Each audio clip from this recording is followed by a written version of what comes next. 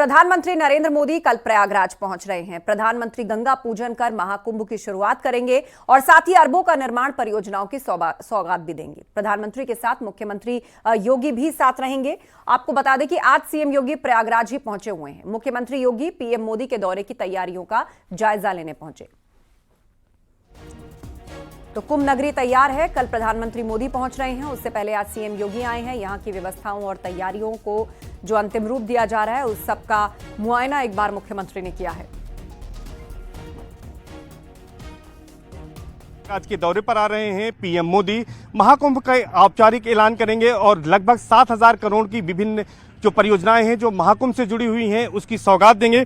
PM के दौरे को लेकर अंतिम रूप से यहां पर तैयारियां पूरी की जा रही हैं। संगम का क्षेत्र है, आप देख सकते हैं सुरक्षा के यहां पर कड़े इंतजाम किए गए हैं, बैरिकेडिंग लगाई गई है।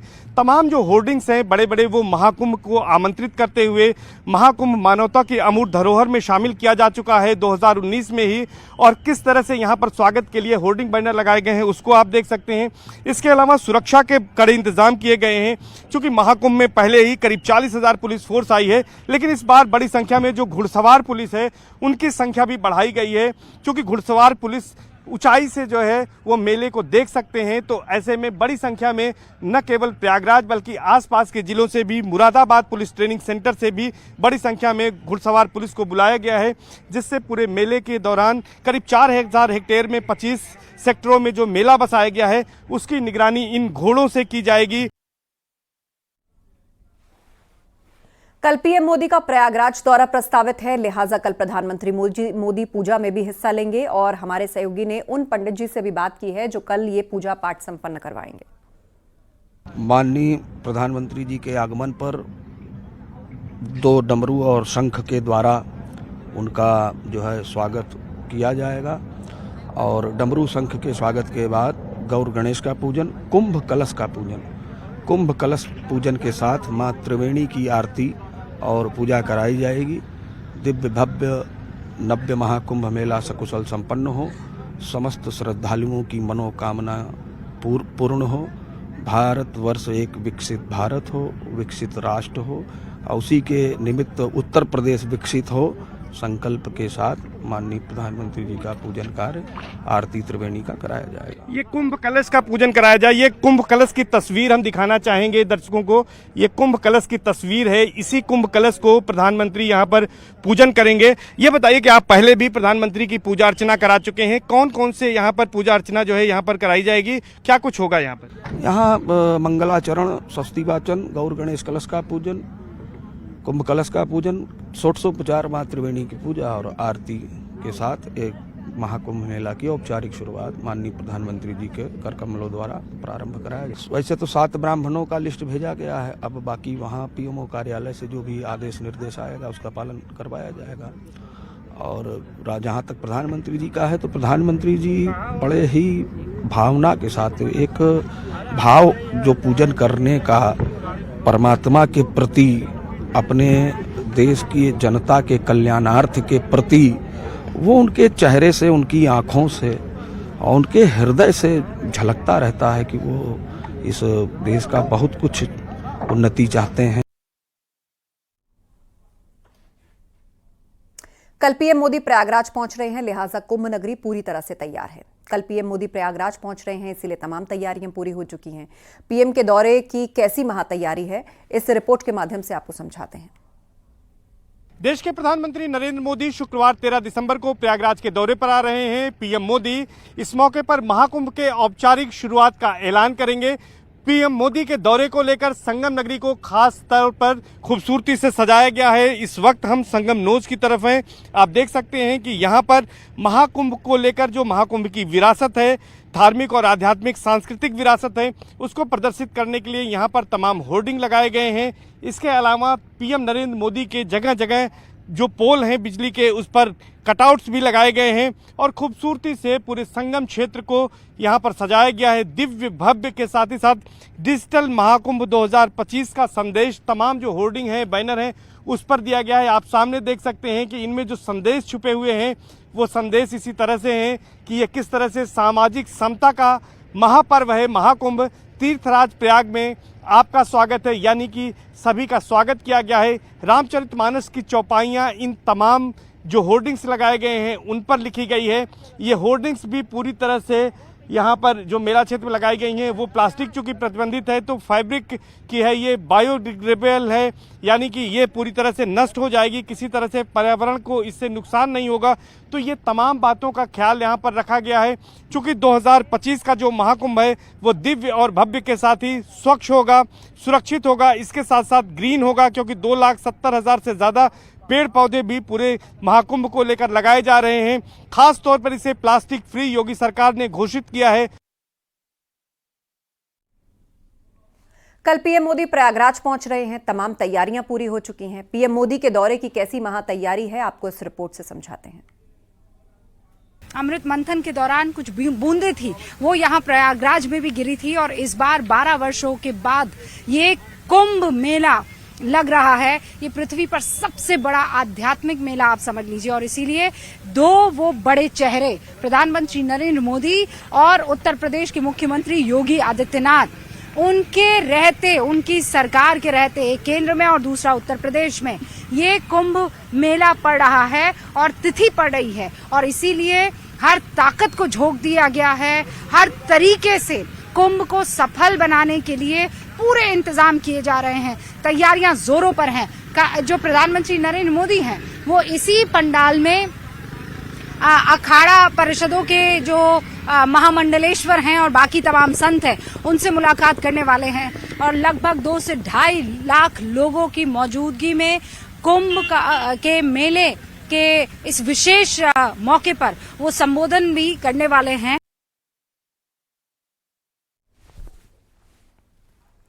13 जनवरी से प्रयागराज में महाकुंभ होना है, लिहाजा यूपी सरकार देश भर में न्योते भेज रही है। आज यूपी सरकार के 2 मंत्री अनिल कुमार और दानिश आजाद अंसारी ने जम्मू में प्रेस कॉन्फ्रेंस की, महाकुंभ की जानकारी दी और आपको बता दें सीएम योगी ने महाकुंभ के ब्रांडिंग की कार्य योजना भी शेयर की थी। उन्होंने कहा था कि मंत्री अलग अलग राज्यों में जाएंगे, वहां सरकार के मुखिया के जरिए जनता को महाकुंभ स्नान का पुण्य लाभ लेने के लिए प्रेरित करेंगे।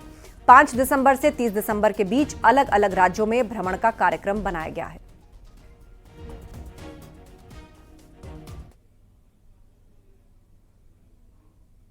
इसमें हमने 80 VMD, 2750 जो है सीसीटीवी कैमरे, नंबर प्लेट पहचानने के लिए 108 कैमरे, भीड़ प्रबंधन के लिए AI पे आधारित, देखिए ये बड़ी नई चीज इस बार हो रही है। डिजिटल महाकुंभ भी इसीलिए कहा गया है कि AI पर आधारित 268 वीडियो एनालिटिक्स और वाहनों की गिनती के लिए AI पर आधारित 240 वीडियो के ऐसे सेंटर्स तैयार किए गए हैं। तो इसको हम AI से भी हम इसको इनबिल्ट कर रहे हैं अपने इस महाकुंभ को। और सीसीटीवी कैमरों को देखने के लिए 52 सीटर 4 व्यूइंग सेंटर भी स्थापित किए गए हैं। और इसके अलावा हमारे महाकुंभ पे जो है तमाम तरीके जो पानी की पीने, जो बेसिक टॉयलेट की फैसिलिटी हो गई, पानी की फैसिलिटी हो गई, पार्किंग की, स्मार्ट पार्किंग की व्यवस्था बनाई गई है। ये भी एक बहुत नई चीज है, स्मार्ट पार्किंग की व्यवस्था बनाई गई है जिससे कि वहां पर्यटकों को पार्किंग की समस्या से जूझना नहीं पड़ेगा। 101 स्मार्ट पार्किंग की व्यवस्था की गई है जिसमें प्रतिदिन 5 लाख से अधिक वाहनों की पार्किंग की भी की जा सकती है। और इन पार्किंगों की निगरानी के लिए अलग से एक इंटीग्रेटेड कंट्रोल रूम बना है। और ये जो महाकुंभ है इसकी एक और ये खासियत है, निश्चित रूप से इसमें इन्विटेशन सभी को भेजा जा रहा है और सभी प्रदेशों में माननीय मुख्यमंत्री जी ने 2-2 लोगों की ड्यूटी लगाई है। जैसे यहाँ जम्मू कश्मीर में मेरी और दानिश भाई की है और इसी प्रकार मान लो जहाँ कहीं कांग्रेस के भी सीएम हैं तो वहाँ उनको भी इन्विटेशन जा रहा है और पर्सनल तरीके से और लोगों को भी इन्विटेशन जा रहे हैं। तो इन्विटेशन सभी को जाएगा, इसमें कोई राजनीति से प्रेरित कार्यक्रम नहीं है, ये धार्मिक कार्यक्रम है। सभी की आस्था होती है, वो किसी भी दल से जुड़ा हो, सभी लोग इन्वाइटेड है।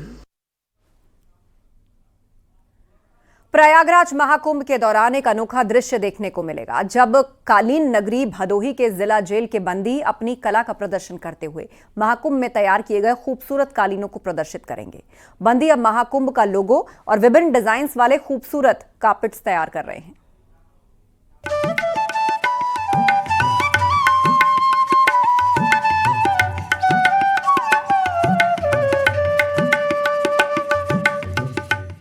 संगम नगरी प्रयागराज में कुंभ की सभी तैयारियां अंतिम दौर में हैं। धीरे धीरे संगम नगरी महाकुंभ का आकार लेने लगा है। 12 साल के बाद लगने वाले महाकुंभ पर देश दुनिया की नजर है, क्योंकि दूर दराज से श्रद्धालु पर्यटक महाकुंभ की ओर रुख करेंगे। इसी कड़ी में चाहे राज्य हो या फिर जिले, हर जगह से लोग इस दिव्य महाकुंभ का इंतजार कर रहे हैं।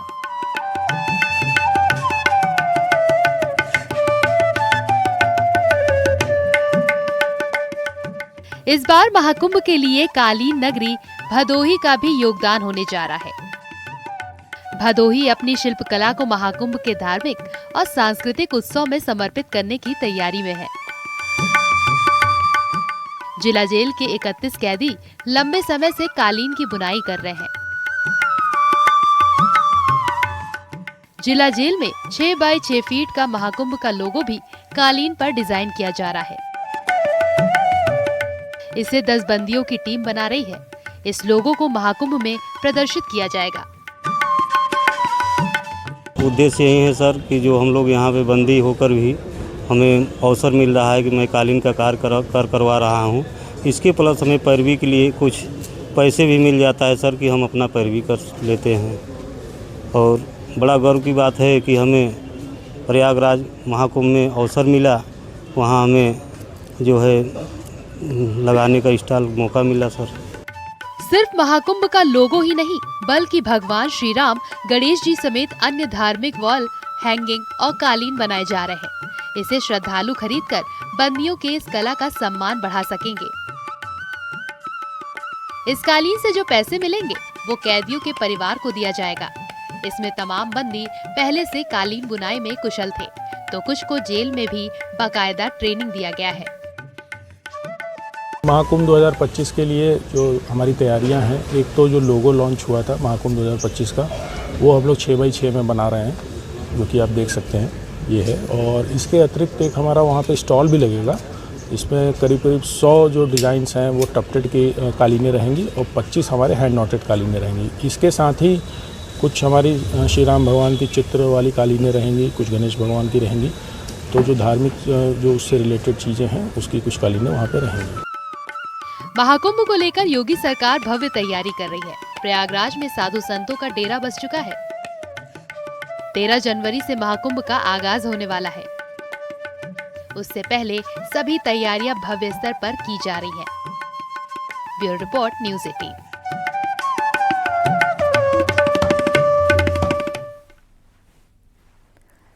केंद्रीय मंत्री एसपी सिंह बघेल ने महाकुंभ की तैयारियों को लेकर एसपी और कांग्रेस पर निशाना साधा। उन्होंने कहा कि एसपी सरकार में प्रयागराज और कांग्रेस के राज में हरिद्वार महाकुंभ में बदइंतजामी की वजह श्रद्धालुओं की मौतें हुई हैं, जबकि योगी सरकार में अर्धकुंभ में भी श्रद्धालुओं को बेहतर सुविधाएं मिली और महाकुंभ में गलती की कोई गुंजाइश ही नहीं है।